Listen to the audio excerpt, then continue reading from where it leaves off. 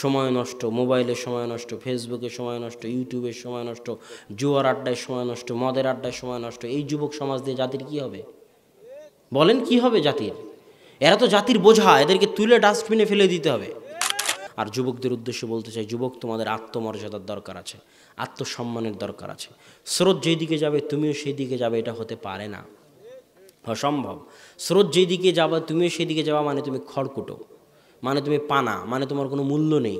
এটাই আল্লাহ রসুল বলেছে যে একটা সময় আসবে যখন কাফের, ইহুদি, খ্রিস্টান, মুশরিকরা তোমাদের উপরে এমনভাবে ঝাঁপিয়ে পড়বে যেমন ক্ষুধার্ত ব্যক্তি প্লেটের উপরে ঝাঁপিয়ে পড়ে। আল্লাহ রসুল, আমরা কি কম হব? অসম্ভব, তোমরা কম হবে না। কয়েকশো কোটি হওয়ার পরও তোমরা হবে ফেনার মতো, কোনো ভ্যালু থাকবে না, মূল্য থাকবে না।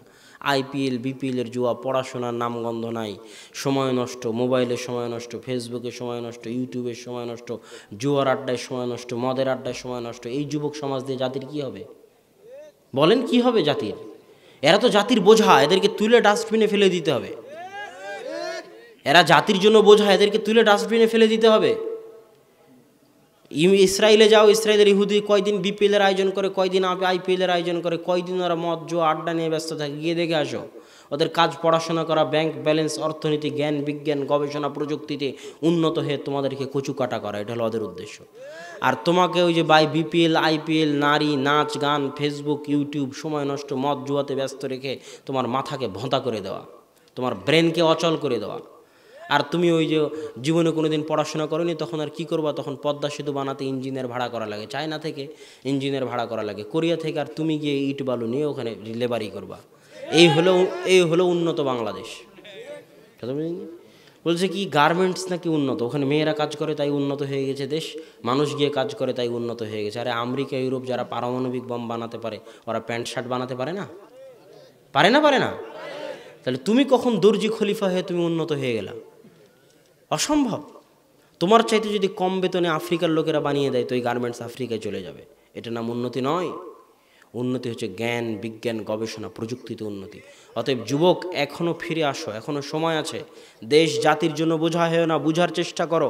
দাওয়াতি কাজে সময় দাও, পড়াশোনায় সময় দাও, দেশ জাতিকে রক্ষা করার জন্য সময় দাও। দেশ জাতির জন্য বোঝা হয়েও না। দুনিয়া অল্প দিনের, কিছু করে গেলে মানুষ স্মরণে রাখবে, পরকালে পাবে। আর জাতির জন্য বোঝা হয়ে গেলে পরিবারের জন্য বোঝা, পিতার জন্য বোঝা, মাতার জন্য বোঝা, জাতির জন্য বোঝা, দেশের জন্য বোঝা, তুলে ডাস্টবিনে ফেলে দিতে হবে। কোনো কাজ নেই। এদেশের হাজারো যুবক ডাস্টবিনে ফেলে দেওয়ার যোগ্য। অতএব যুবক, তুমি নিজেকে কাজে লাগানোর করে গড়ে তোলো, পড়াশোনায় সময় দাও, জ্ঞান অর্জনে সময় দাও। স্কুল কলেজ যেখানে থাকো, বিশ্ববিদ্যালয়ে থাকো, যে শাখায় থাকো, সালাত সিয়াম ইসলাম আদায়ের মাধ্যমে জ্ঞান বিজ্ঞান অর্জনের দিকে সময় দাও। সময় নষ্ট করিও না। আল্লাহ আমাদের যুবক সমাজকে হেফাজত করার তৌফিক দান করুক, আল্লাহুম্মা আমিন।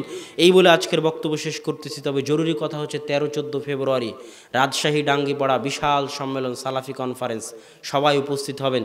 লিফলেট আছে এখানে, লিফলেট নিয়ে যাবেন সম্মেলনের।